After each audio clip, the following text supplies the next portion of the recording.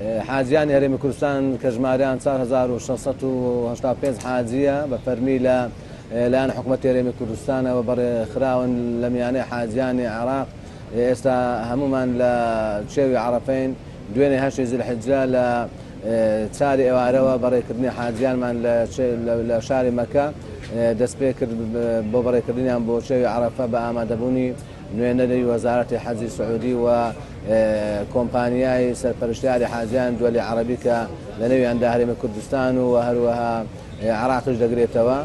ئەوەی جێگای خۆشحاڵیە حاجیانمان بۆ بەرەبەیان الحەمدولillah هەمیان لە ڕێو شوێنێکی ڕێک و پێک گەێنرانە عەرەفە. ئێستا سەردەم حاجیانی هەرێمی کوردستان شان بەشانی ئەو ژمارە زۆرەی حاجیان دنیا کە مەزەندە دەکرێت بە 2 ملیۆن حاجیان هەرێمی کوردستان لە شێوی عەرەفەن لە کەش و هەوایەکی ئارام و ئاسوودا پەرستش و عیبادەتەکانی خۆیان جێبەجێ دەکەن.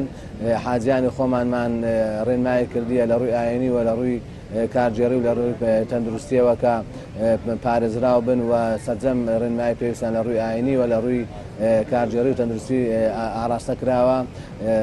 تەوسیەمان کردوونە بۆ ئەوەی چەتر بەکاربین بۆی گەرمان نەبی و بڕی ئاوی پێویست بخۆنەوە بۆی نەخۆش نەکەون. هیچ گرفتێکی وانە هاتە پێشکە حاجیانی ئێمە نیگەران بکات یان قابلی چارەسەرنەوە بێت. تا ئێستا لەخوا بەزیار تا ئەو کاتێک کە مەسەلە جەنابتان دەکەم زۆر بە شێوەیەکی نۆرمال و بە ئاسوودەی حاجیەکانمان لە عەرەبستانی سعودیە و لە شاری مەکە و ئێستاش لە شێوی عەرەفە کارەکانیان و عیبادەتەکانیان بەڕێوە دەبن. ئەمڕۆ تا نوێژی مەغریب تا ڕۆژ ئاوابوون لە شێوی عەرەفە دەمێنینەوە و دوایی بەڕێ دەکەن ئینشاءالله لە بۆ مزدەلیفە و لە مزدەلیفەش دوای نیوە شەو بەڕێ دەکەوین لە بۆ ڕزمی شەیطانی گەورەیان بە کوردی خۆمان پێدڵیان جەمرە عەقەبەی گەورە. ئینجا دوای ئەوە حەڵق دەکەین دەچینە بۆ تەواف الئیفاضە و سعی بینی سەفا و مەڕوا دەکەین. هەنی ئەمڕۆ بەیانی زۆربەی زۆری هەرە زۆری ڕوکن واجباتەکانی حەجی شەڕە تەواو دەکەین.